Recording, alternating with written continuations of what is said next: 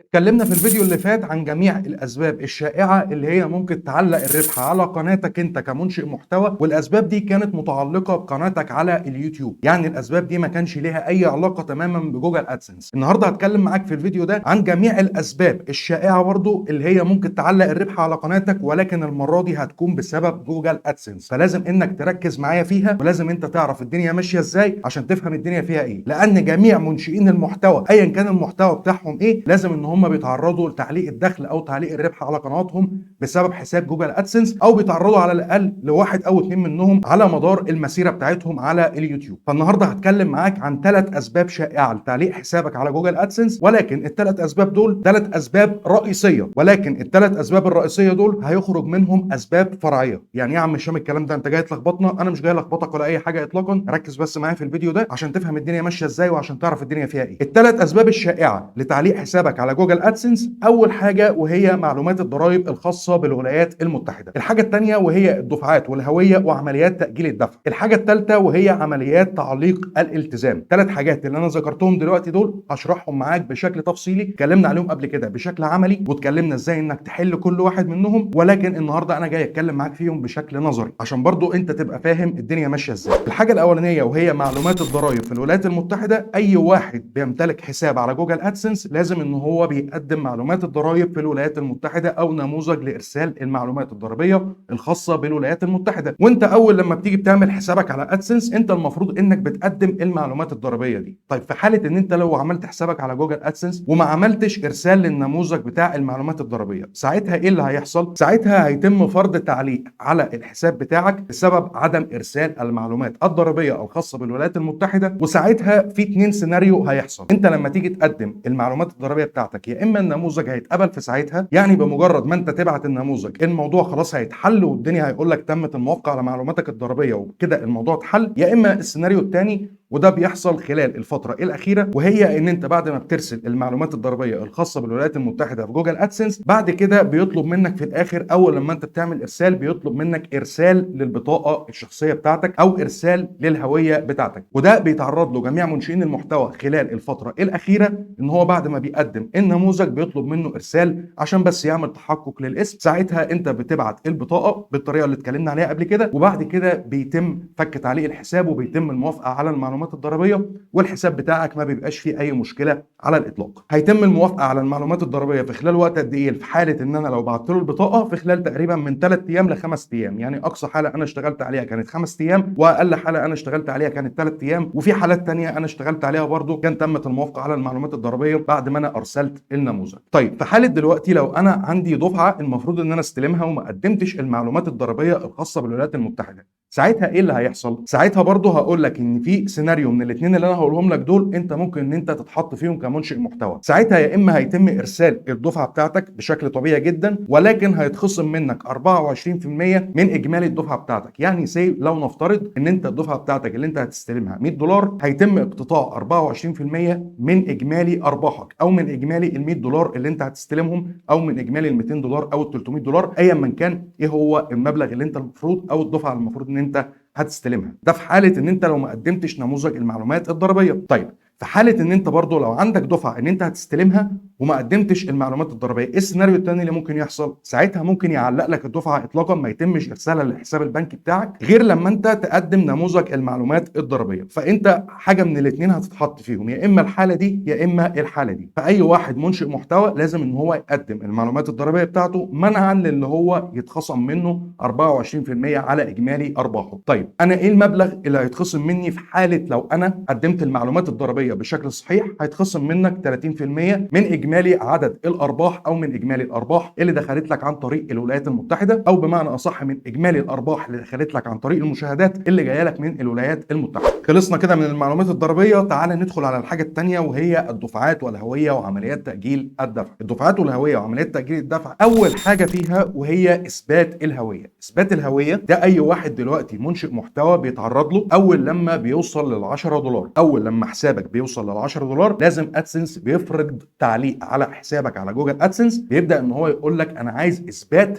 للهويه. اثبات الهويه ده هو بيطلب منك ارسال احد المستندات اللي انا هقول لك عليها حاليا، يا اما بطاقه هويه حكوميه، يا اما جواز سفر، يا اما رخصه قياده، يا اما محل اقامه. انت بتشوف انت عايز ترسل انهي واحده من الحاجات دي، ولازم ان انت بترسلها له عشان يقدر ان هو يثبت لك الهويه بتاعتك في حسابك على جوجل ادسنس. ولازم حضرتك تركز معايا في شويه الحاجات اللي انا هقولهم لك دلوقتي عشان تبقى انت فاهم الدنيا ماشيه ازاي. لازم وانت بترسل الحاجات دي او بترسل المستندات دي او احدى المستندات دي، لازم ان انت تكون مصورها بشكل صحيح. الصوره ولا يكون فيها تعتيم، الصوره ولا يكون فيها لمعان، الصوره تكون واضحه وضوح الشمس. الصوره لو انت مصور فيها مثلا البطاقه لازم تكون الصوره واضحه، ولازم تكون الصوره باين فيها الاربع جوانب بتاعتها، اللي فوق واللي تحت واليمين والشمال. ويفضل ان انت تكون مصورها على خلفيه بيضاء. لو انت مش عارف تعمل كل اللي انا قلت لك عليه ده، بتنزل عند اي مكتبه او عند اي واحد بتاع تصوير، بتقول له انا عايز اسحب مثلا البطاقه بتاعتي دي، عايز اسحبها سكانر، وبتاخدها على فلاشه او بتاخدها على الموبايل بتاعك، وبتقدر ان انت تقدم له المعلومات دي. وساعتها برضو في 2 سيناريو هيحصلوا، يا اما هيتم الموافقه على اثبات الهويه في ساعتها، يعني انت بمجرد ما انت تبعت الهويه بتاعتك هيتم الموافقه عليها، يعني هيتم الموافقه عليها في الحال، يا اما هتستنى من 8 ساعات ل 8 ايام على ما يتم اثبات الهويه بتاعتك، وساعتها هيقول لك جاري اثبات الهويه. بتنتظر ساعتها رساله من جوجل ادسنس في خلال 8 ساعات او 8 ايام بيقول لك ان انت تم اثبات الهويه بتاعتك بنجاح. اقل حاله انا اشتغلت عليها كانت 8 ساعات، واكتر حاجه انا اشتغلت عليها كانت 8 ايام، وفي حالات اتقبلت معايا في الحال. فساعتها برضه بيبقى انت ورزقك. وهنا انت لازم تركز معايا في الكام حاجه اللي انا هقولها لك دي عشان تبقى انت برضه فاهم يعني ايه اثبات الهويه. اثبات الهويه دي حاجه اسمها اثبات لصحه الاسم، اثبات لصحه الاسم بتاعك في جوجل ادسنس. يعني بكل بساطه انت المفروض وانت بتبعت الهويه بتاعتك لازم اسمك في البطاقه يكون مطابق للاسم في حساب جوجل ادسنس، لازم يكون العنوان في البطاقه برضه مطابق للعنوان اللي انت حاطه في جوجل ادسنس. وبعد ما انت بتبعت الهويه، اول لما بيتم الموافقه عليها بتلاقي عندك في جوجل ادسنس جنب الاسم بتاعك تم اثبات صحه الاسم بتاريخ كذا، ايا كان ايه هو التاريخ اللي انت بعت لهم فيها اثبات الهويه. وفي حاجه انت لازم برضو انك تركز معايا فيها، ان انت بمجرد ما انت تثبت الهويه بتاعتك او لما يتم الموافقه على الهويه بتاعتك، انت مش هتقدر انك تغير الاسم تاني في حسابك على جوجل ادسنس. بيبقى الاسم كده اتثبت صحته، او بمعنى اصح اتثبت خلاص في جوجل ادسنس،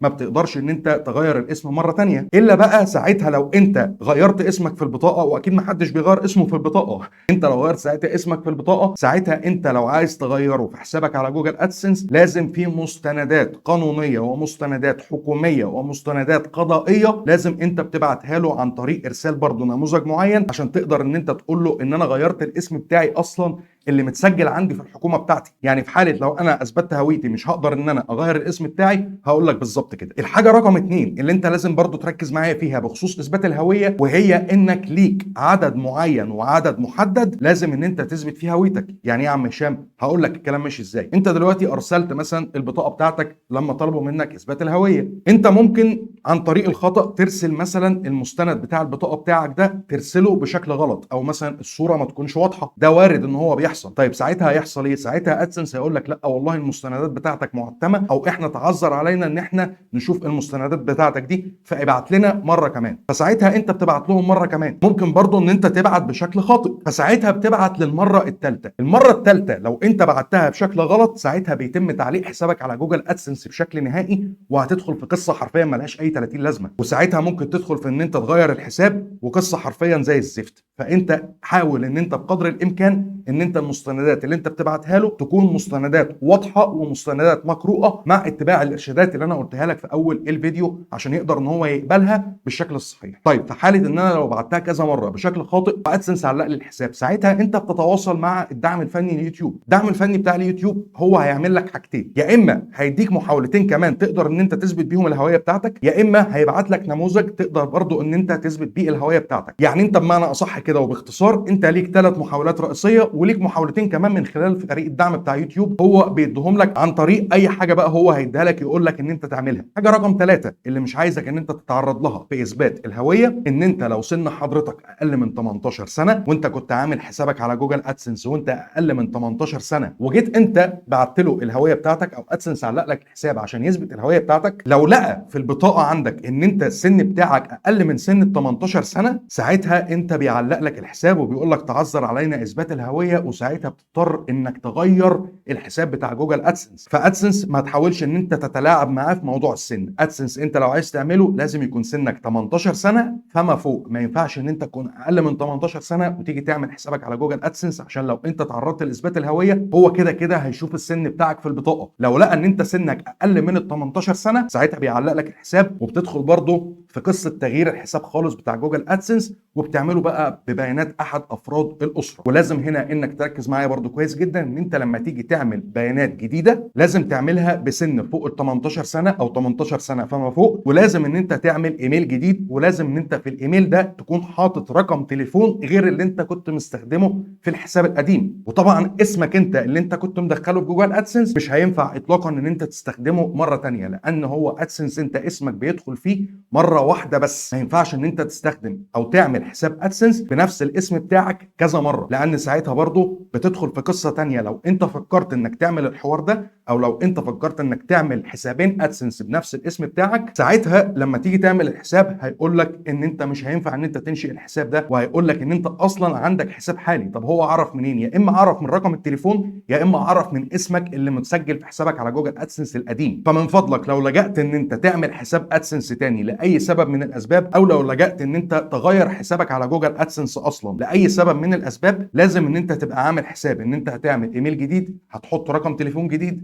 هتحط اسم جديد غير اللي متسجل في الحساب القديم، عشان ما تعملش مجهود على الفاضي وتقول لا ده انا هقفل الحساب القديم والحساب القديم اصلا انا همسحه. مفيش الكلام ده اطلاقا. عشان بس تقدر انك تنجز نفسك حاول ان انت تبقى واخد بالك من شويه الحاجات دول، عشان ما تتحطش بس في قصه ان انت تبقى خلاص اتحطيت وانت مش عارف ان انت تتصرف ازاي. فانا بقول لك عليها من اولها. ندخل على الحاجه اللي بعد كده، والحاجه اللي بعد كده وهي لم يتم تاكيد صحه عنوانك. يعني ايه لم يتم تاكيد صحه عنوانك؟ جيت قلت لك من شويه ان اي واحد منشئ محتوى لما بيجي بيوصل لحسابه على جوجل ادسنس بيوصل 10 دولار بيبدا ادسنس يبعت له اثبات الهويه. خلاص اتكلمنا عن موضوع اثبات الهويه وعرفنا الموضوع ده بيتم ازاي. طب ايه بقى تاكيد صحه العنوان؟ تاكيد صحه العنوان وهي حاجه اسمها رقم التعريف الشخصي، او بمعنى اصح البين كود، زي ما انت عايز تسميه سميه. بمجرد ما ادسنس يوافق على اثبات هويتك او يقول لك تم اثبات هويتك بنجاح، في خلال 24 ساعه بيبعت لك رساله على الايميل التابع لجوجل ادسنس او على ايميلك اللي انت عامله اصلا لجوجل ادسنس، بيقول لك ان هو ارسل لك رقم للتحقق او للتاكيد صحه عنوانك. طب الرقم ده عباره عن ايه؟ الرقم ده بيبقى عباره عن ظرف او جواب بيوصل لك عن طريق البريد التابع للمنطقه بتاعتك اللي انت اصلا مدونه في جوجل ادسنس او اللي انت اصلا مسجله في جوجل ادسنس. بيوصل لك خلال 21 يوم من تاريخ ارسال الرساله بتاعت ادسنس، اللي هو يقول لك ان انا بعت لك اصلا رقم التعريف الشخصي ده. بتستنى 21 يوم في ساعه البريد بيقدر ان هو يتواصل معاك او يجي لك عند البيت يقول لك الجواب ده جاي لك من جوجل ادسنس. بتفتح الجواب وبتدخل الرقم ده، بيبقى رقم مكون من 6 ارقام، بتدخله في مكانه المعتاد في جوجل ادسنس، وساعتها انت كده بيبقى تم تاكيد صحه عنوانك. وادسنس اصلا عامل القصه اللي هي بتاعت اثبات صحه العنوان او تاكيد صحه العنوان او البين كود اللي هو بيبعته لك على البريد بتاعك، عشان بس يتاكد ان انت شخص حقيقي اللي انت بتستلم الجواب ده، ويتاكد ان فعلا ان عنوانك اللي متسجل في جوجل ادسنس هو عنوان صحيح، او بمعنى اصح عنوان له وجود على الخريطه بكل بساطه كده. فعشان كده هو بيبعت لك البين كود ده. البين كود ده ادسنس اول مره زي ما قلت بيبعته لك بشكل تلقائي، او بيبعته لك يعني اول لما انت بتتم ال 10 دولار بيبعته لك هو من نفسه. في حاله لو ما وصلكش بعد 21 يوم بتقدر ان انت تطلبه 3 مرات كمان، بين كل مره ومره 21 يوم. يعني في حاله ان ادسنس لو بعته لك والبين كود ما وصلكش بتقدر ان انت تطلبه مره كمان بعد 21 يوم. ما وصلكش في المره دي بتقدر ان انت تطلبه مره كمان بعد 21 يوم. ما وصلكش في المره الثانيه بتقدر ان انت تطلبه اخر مره وهي المره الثالثه بعد 21 يوم. في حاله لو ما وصلكش بتقدر انك تفعل الحساب بتاعك بالبطاقه الشخصيه. يعني سواء البين كود وصل لك او البين كود ما وصلكش ما تشغلش بالك اطلاقا، لان كده كده الموضوع محلول، يعني محلول بامر الله. طيب ساعتها لو انا ما وصليش البين كود واضطريت ان انا الجا ان انا افعل الحساب بتاعي بالبطاقه الشخصيه، ساعتها الحساب بتاعي بيتفعل في ايه؟ ممكن ساعتها يتفعل في ساعتها اول لما انت ترسل لهم البطاقه، وممكن برضو ان انت تقعد 24 ساعه ويقول لك خلاص ان احنا فعلنا الحساب بتاعك واستغنينا عن البين كود ووافقنا على البيانات اللي انت قدمتها لنا. المهم ان انت حاجه يكون فيها مدون العنوان بتاعك زي البطاقه الرخصه، جواز السفر، محل الاقامه، اي حاجه من الحاجات دي. وساعتها ادسنس بيعرف ان انت خلاص البين كود انت استنفذت كل المحاولات بتاعتك والبين كود فعلا ما وصلكش، فبيفعل لك الحساب بالمستندات الحكوميه بتاعتك. وخلي بالك عايز اقول لك برضو على حاجه بخصوص البين كود. البين كود وانت بتدخله في حسابك على جوجل ادسنس انت ليك عدد معين برضو ان انت تدخل في البين كود بالشكل الصح. يعني ما تحاولش ان انت تاخد الرقم وتيجي تدخل على جوجل ادسنس تلعب مع ادسنس ان انت تدخل الرقم مره غلط، المره الثانيه غلط، المره الثالثه غلط، ساعتها هيعمل لك مشكله. فالرقم اللي انت هتاخده حاول ان انت تسجله في ادسنس بشكل مظبوط. ما تلعبش مع ادسنس لان ادسنس حرفيا اي مشكله بتجيله بياخدها بالحضن، يعني بيفطر وبيتغدى وبيتعشى مشاكل. فابعد عن المشاكل وابعد عن اللعبه مع جوجل ادسنس الله يسترك. الحاجه اللي بعد كده وهي لم يتم اعداد طريقه الدفع. يعني ايه يا عم هشام لما يتم اعداد طريقه الدفع؟ ودي بكل بساطه هي الحساب البنكي. الحساب البنكي بيبدا يظهر عندك بعد ما انت تتم ال 10 دولار، بيبدا يظهر عندك خانه جديده في ادسنس وهي اعداد طرق الدفع. وعرفنا برضو قبل كده بتعمل الموضوع ده ازاي او بتربط حسابك على جوجل ادسنس بالحساب البنكي ازاي، ولكن الخانه دي بتبدا ان هي تظهر لك بعد ما انت تتم ال 10 دولار. بعد ما بتتم ال 10 دولار ويظهر لك خانه الحساب البنكي انت المفروض بتضيف حساب بنكي في الحساب بتاعك او في حسابك على جوجل ادسنس. طيب في حاله دلوقتي يعني انت وصلت للحد الادنى اللي هو ال 100 دولار، طيب هو المفروض دلوقتي يبعت لك الدفعه بتاعتك. الدفعه بتاعتك اللي بتتبعت لك دي هيبعتها لك عن طريق ايه؟ حاجه من اتنين، يا اما عن طريق شيكات يا اما عن طريق حساب بنكي. وانا واحد من الناس انا مش بفضل اطلاقا موضوع الشيك ده، فبنلجا ان احنا نربط الحساب بالحساب البنكي. فساعتها لو انت وصلت للحد الادنى للدفع وهو ال 100 دولار وادسنس ما لقاش ان في حساب بنكي في الحساب بتاعك، ساعتها بيعلق لك الدفعه بتاعتك لغايه لما انت تربط الحساب البنكي بحسابك على جوجل ادسنس، وساعتها بيتم ارسال الدفعه وبيتم فك تعليق الحساب في الحال. ولكن في حاجه برضو انا عايز اتكلم فيها وفي حاجه انا عايز اقولها، وانا مش عارف الموضوع ده فعلا بيحصل ولا ما بيحصلش، بس انا في نفرين من منشئين المحتوى اتواصلوا معايا خلال الفتره الاخيره وكلموني عن الموضوع ده. ومن فضل حضراتكم لو حد اتعرض للموضوع ده فعلا يا ريت ينزل يكتب لي تحت في الكومنتات عشان انا عايز بس افهم حاجه معينه من القصه دي. في حد من منشئين المحتوى كان اتواصل معايا ان هو مش حاطط حساب بنكي في الحساب بتاعه على جوجل ادسنس، وادسنس لما شاف ان هو مش حاطط حساب بنكي في الحساب بتاعه ارسل له الدفعه بتاعته عن طريق شيك عن طريق البريد التابع للمنطقه بتاعته. هل في حد من حضراتكم حصل معاه الموضوع ده؟ اللي حصل معاه الموضوع ده من فضلك انزل اكتب لي تحت في الكومنتات عشان في حاجه معينه انا عايز اتاكد منها وعايز ان انا اعرفها. نقول تاني لو في حد من منشئين المحتوى حصل معاه ان هو وصل للحد الادنى للدفع ال 100 دولار وادسنس وما كانش مختار اي طريقه من طرق الدفع وادسنس بعت له الدفعه عن طريق شيك، ينزل يكتب لي تحت في الكومنتات، لان انا مش متاكد من الموضوع ده. هل الموضوع ده صح ولا الموضوع ده غلط؟ على كلام منشئين المحتوى اللي كلموني ان هم مش عاملين اي طريقه من طرق الدفع ولا محددين شيكات ولا محددين حساب بنكي، بس لما وصلوا للمبلغ ادسنس بدا يحول لهم الدفعه عن طريق الشيك. الحاجه اللي بعد كده اللي هنتكلم برضو عليها وهي تم تطبيق تاجيل الدفع على حسابك. دي بكل بساطه الحد الادنى لتحويل الارباح. يعني ايه الكلام ده؟ يعني ادسنس الحد الادنى له عشان يقدر ان هو يحول لك ارباحك هي ال 100 دولار. ممكن انت في ادسنس تزود الحد الادنى ده، يعني ممكن مثلا تخليه ان هو يحوله لك بعد 200 دولار، بعد 300 دولار، بعد 500 دولار. انت ممكن ان انت تتحكم في الموضوع ده. يعني مش شرط ان انا اوصل لل 100، لا مش شرط ان انت توصل لل 100. لو انت عايز ان هو يحول لك دفعتك فوق ال 100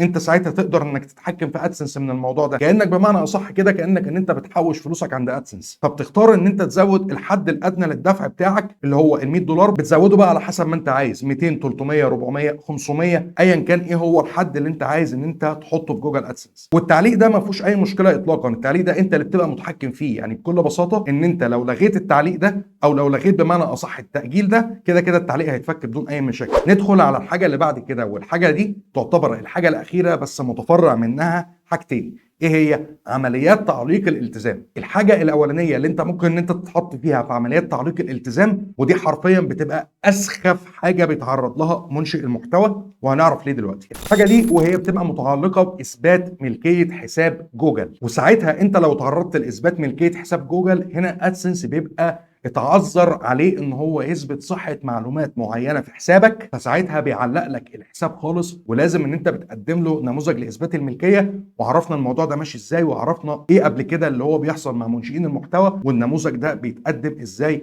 او ايه طريقه تقديم النموذج. وساعتها انت لازم تتاكد من كل حاجه في حسابك من اول حساب جوجل ذات نفسه لغايه حساب ادسنس. يعني ايه يا عم هشام الكلام ده؟ يعني في حساب جوجل ذات نفسه حسابك على جوجل بذات نفسه، انا مش دعوه دلوقتي بادسنس، حساب جوجل ذات نفسه، لازم انك تتاكد ان الاسم والسن مطابقين تماما لبطاقتك الشخصيه. محدش يكون مستخدم في حساب جوجل من فضل حضراتكم، محدش يكون مستخدم اسم وهمي، لان في حاله ان انت لو مستخدم اسم وهمي وجا جوجل طلب منك اثبات ملكيه للحساب، هو هنا بيعمل اثبات ملكيه للحساب بشكل عام، بيعمل اثبات ملكيه لحساب جوجل كله. فلازم انك تتاكد انك في حساب جوجل انت مسجل اسمك بشكل صحيح، بشكل زي ما هو مكتوب في البطاقه بتاعتك. كاتبه في البطاقه بتاعتك مكتوب ثلاثي تكتبه في حساب جوجل ثلاثي، مكتوب رباعي تكتبه في حساب جوجل رباعي، مكتوب خماسي تكتبه في حساب جوجل خماسي. ونفس الكلام السن لازم يكون مطابق للبطاقه بتاعتك. ده كده بالنسبه لحساب جوجل. لو هنيجي على حساب جوجل ادسنس، لازم ان انت برضو تتاكد في حسابك على جوجل ادسنس ان اسمك وعنوانك هم مطابقين للبطاقه الشخصيه. لو انت الحاجتين دول انت عامل فيهم حاجه غلط، ساعتها ادسنس مش هيثبت لك ملكيه الحساب ولو وقفت على شعر راسك. من فضلكم ادسنس وجوجل ما ينفعش ان انتوا تستخدموا فيهم اسماء مستعاره، واللي يقول لك غير كده قول له انت ما تفهمش اي حاجه اطلاقا. وده عن تجارب شخصيه كتيره جدا وعن مشاكل كتيره جدا انا اتحطيت فيها مع منشئين المحتوى او في حسابات منشئين المحتوى بسبب المواضيع دي. فاعمل حسابك صح من الاول عشان ما تدخلش في مشكله ما تقدرش بعد كده انك تحلها. وما ينفعش اطلاقا ان انت يكون الحساب بتاعك على جوجل ادسنس الاسم مكتوب مثلا فيه رباعي والاسم في بطاقتك مكتوب خماسي. الموضوع ده مش صح اطلاقا، لانه هو لو طلب منك اثبات ملكيه للحساب وجيت انت بعت له البطاقه بتاعتك وهنا مكتوب رباعي وهنا مكتوب خماسي، هو مش هيفهم. هو اللي هيفهمه ساعتها ان في طرف ثالث في الموضوع. الطرف الثالث ده هو مفيش طرف ثالث، هو الطرف الثالث ده هو انت. هو مفيش طرف ثالث اصلا في الموضوع، بس هو لقى ان الاسماء مش مطابقه، فهو بالنسبه له هنا كده ان في طرف ثالث في الموضوع. فساعتها ممكن ان هو يطلب منك اثبات صحه علاقه ما بينك وما بين الشخص ده، وهي مفيش علاقه، هو انت اصلا نفس الشخص ده. وساعتها انت بتضطر ان انت تقول له لا والله انا كتبت هنا الاسم بشكل رباعي بس في بطاقتي مكتوب خماسي وانا هو نفس الشخص ده. ده ساعتها هيعطل لك اثبات الملكيه. فامشي مع جوجل وامشي مع ادسنس بشكل مظبوط وامشي معاه بالشكل الصحيح، محدش يستسهل. الحاجه الثانيه اللي انت ممكن تتعرض لها في موضوع اثبات الملكيه ده، انت ممكن ان انت تكون عامل حسابك على جوجل ادسنس باسمك، والحساب البنكي لما جيت انت ربطته في حسابك على جوجل ادسنس، ربطت مثلا الحساب البنكي ده اتبع مثلا لوالدتك او اتبع لوالدك او اتبع لاي حد من افراد الاسره عندك. بتحصل في حالات كتيره جدا، بتنفع في حالات كتيره جدا. ممكن ان انت حسابك على ادسنس يكون باسم والحساب البنكي يكون باسم تاني خالص. ولكن هنا ركز معايا بقى، ساعتها ادسنس لما يشوف ان اسم حساب جوجل ادسنس باسم والحساب البنكي باسم شخص تاني، ساعتها بيفرض تعليق على الحساب. وساعتها لو فرض تعليق على الحساب ده، ساعتها بيطلب منك الاتي: بيطلب منك اثبات ملكيه لصاحب الحساب البنكي من خلال ان انت تكتب له اسمه بالكامل زي ما هو مكتوب في البطاقه، بتكتب له عنوانه، بتكتب له السن بتاعه، وساعتها بيطلب اثبات صحه علاقه. يعني ايه اثبات صحه علاقه؟ يعني العلاقه ما بين صاحب حساب جوجل ادسنس او الاسم المدون في حساب جوجل ادسنس والاسم المدون في الحساب البنكي. ساعتها بقى انت بتشوف صاحب الحساب البنكي ده يقرب لك ايه؟ هل يقرب لك مثلا صديق عمل؟ هل مثلا صاحب الحساب البنكي ده والدك؟ صاحب الحساب البنكي دي والدتك؟ صاحبة الحساب البنكي دي اختك، اخوك؟ بتشوف انت ايه صله القرابه وبتبدا ان انت تكتبها له. واول لما انت بتبعت له الرساله بعدها ب 24 ساعه بيفك تعليق الحساب والدنيا تمام. والحالات دي انا اشتغلت عليها كتير جدا خلال الفتره الاخيره، والموضوع بيمشي طبيعي بدون اي مشاكل على الاطلاق. خلي بالك ان انت لو ربطت حسابك على جوجل ادسنس بحساب بنكي باسم شخص تاني غيرك انت، ساعتها ممكن بنسبه 95 او 98% يفرض تعليق للحساب لغايه لما يتاكد ان صاحب الحساب البنكي ده في صله قرابه ما بينك وما بينه. وحاجه برضو عايز اقولها لك بخصوص الحساب البنكي، لازم الحساب البنكي اللي انت تحطه في حسابك على جوجل ادسنس، لو انت في حاله ان انت هتربطه باسم شخص تاني، لازم الشخص التاني ده يكون السن بتاعه فوق ال 18 سنه او 18 سنه فما فوق. ما ينفعش مثلا شخص يكون عامل حساب بنكي يكون سنه تحت ال 18 سنه وتيجي تربط الحساب البنكي بتاعه في جوجل ادسنس، ساعتها الحساب بتاعك هيتعلق وهتخش في قصه ملهاش اي 30 لازمه. اللي انا بقوله ده يا ريت من فضلكم ما حدش يستهون بيه، عشان لما بتقعوا في المشكله بعد كده بتبقوا عايزين ان انتوا تعملوا اي حاجه اطلاقا عشان المشكله بتاعتكم تتحل. وادسنس في الفتره الاخيره حرفيا سخيف جدا في حل المشاكل دي، ساعات بيطول وبيبقى منشئ المحتوى حرفيا القناه بتاعته متعلق عليها الربح ومش عارف ان الربح بتاعه ينزل له بسبب تعليق حساب جوجل ادسنس وبسبب ان هم ما بيردوش اصلا على المشاكل دي. فساعتها انت ورزقك بقى لما تتحط في الحوار، يا اما الحوار هيتحل معاك بسرعه يا اما الحوار مش هيتحل معاك بسرعه. قبل كده كانوا بيردوا في خلال تقريبا 48 ساعه او في خلال 72 ساعه بحد اقصى. في حسابات انا اشتغلت عليها الفتره الاخيره لا حرفيا الحسابات دي طولت جدا. والموضوع اللي هو بتاع ان هم يطولوا شويه في الرد على الحالات دي او في الرد على حالات فك الحسابات دي، والحالات دي بتحصل في وقت معين من السنه، او حالات التاخير دي بتحصل في وقت معين من السنه بسبب ان الموظفين اصلا في جوجل بيبقوا اجازه، او بيبقى في عدد قليل من الموظفين هو اللي شغال على الحالات دي. تعال ننقل على الحاجه بقى اللي بعد كده، اللي هي متعلقه برضو بتعليق الالتزام، وهي حسابك قيد المراجعه حاليا للتاكد بما ورد في سياسات جوجل ادسنس. التعليق ده من اسخف التعليقات اللي ممكن تتعلق لحسابات جوجل ادسنس او اللي يتعرض ليها منشئين المحتوى، ودي في الغالب بتبقى بسبب منشئ المحتوى. يعني التعليق ده تحديدا مش بيبقى بسبب جوجل بقى، لا ده بيبقى بسبب منشئ المحتوى ذات نفسه. يعني ايه يا عم هشام الكلام ده؟ ساعتها انت بس اولا لو انت اتحطيت في التعليق ده، او التعليق ده لو جالك وقال لك حسابك قيد المراجعه للتاكد بما ورد في سياسات جوجل ادسنس، انت مش مطلوب منك انك تعمل اي حاجه على الاطلاق عشان تقدر ان انت تفك الحساب ده. ازاي يا عم هشام؟ هي مش كل حاجه لازم ان انا اعمل عليها خطوات عشان اقدر ان انا افك الحساب؟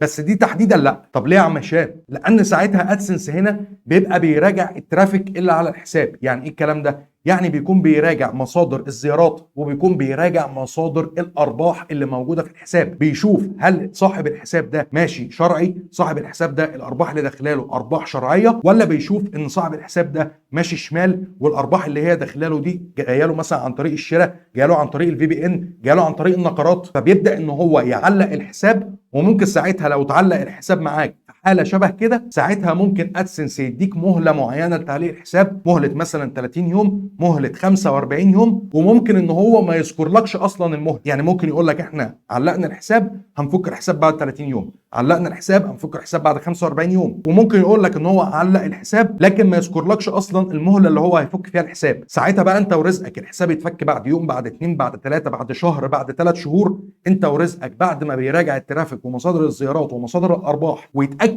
ان الحساب ده فعلا ماشي صح، ساعتها ممكن يفك لك الحساب وهتبقى قرصه ودن وخلاص الحكايه على كده. وساعتها ممكن اصلا اثناء المراجعه اللي بتحصل دي لو لقى ان في مصادر مشبوهه موجوده في الحساب، او الارباح اللي انت جايبها دي ارباح مشبوهه في الحساب، ساعتها ممكن يقفل لك الحساب اثناء فتره المراجعه. طيب في حاله ان انا لو هو علق لي الحساب مثلا وتاكد ان مصادر زياراتي تمام وان مصادر ارباحي تمام، ساعتها مفيش اي مشكله، هيتم رفع الحجز على حسابك، وساعتها الحساب بتاعك هيرجع تاني، وزي ما قلت لك من شويه هتبقى قرصه ودن ليك كده خلاص على كده. فمن فضل حضراتكم محدش يشتغل في بي ان، محدش يشتري ارباح، محدش يشتغل نقرات، محدش يجيب ارباح باي شكل كان. فالله يكرمكم محدش يهزر مع ادسنس، محدش يقول انا هشتري النهارده ارباح والمره دي هتعدي. ممكن تعدي معاك المره دي بس ما تعديش معاك المره اللي بعدها. محدش يشتغل في بي ان. الفي بي ان ده حرفيا دلوقتي ادسنس تقريبا حاظر 90% منه، وبيعرف كل المصادر اللي جايه عن طريق الفي بي ان. ما تستهونوش بالتحديثات اللي بتحصل في يوتيوب، وما تستهونوش بالتحديثات اللي بتحصل في جوجل ادسنس، لان ادسنس هو اللي يهمه اصلا المعلن اللي موجود عنده. لو لقى ان المعلن اللي عنده بيتضر، ساعتها هو مش هيفرق معاه اطلاقا منشئ المحتوى. اللي هيفرق معاه ساعتها هو المعلن بتاعه، لان هو ده اصلا اللي بيكسبه. فحافظ على حسابك، ما تشتغلش في بي ان، ما تشتغلش نقرات، ما تشتغلش شراء ارباح، ما تشتغلش اي حاجه مخالفه تحاول ان انت تزود بيها ارباحك، عشان انت الخاسر الاول والوحيد لو انت خسرت حسابك على جوجل ادسنس. هو ده كان الفيديو بتاع النهارده اللي حبيت ان انا اعرفك فيه بشكل نظري ايه اللي انت ممكن تتعرض له في حاله لو ادسنس علق الحساب بتاعك. وكل اللي احنا اتكلمنا عليه النهارده ده، كل الكلام ده انا كنت شارحه قبل كده بشكل عملي هنا في القناه، وعرفتك تحل كل مشكله من المشاكل دي ازاي. تقدر ان انت تروح تشوف الفيديوهات دي، او اسيبها لك في الديسكربشن تحت او في التعليق المثبت ايا من كان، عشان لو انت تعرضت لاي حاجه منهم تقدر ان انت تحل المشكله بتاعتك بشكل مظبوط وبشكل صحيح. لو عندك دلوقتي اي استفسار او عندك اي سؤال، اكتب لي تحت في الكومنتات وهتلاقيني برد عليك. لايك وشيرك وسبسكرايبك، واشوفك الفيديو الجاي. سلام.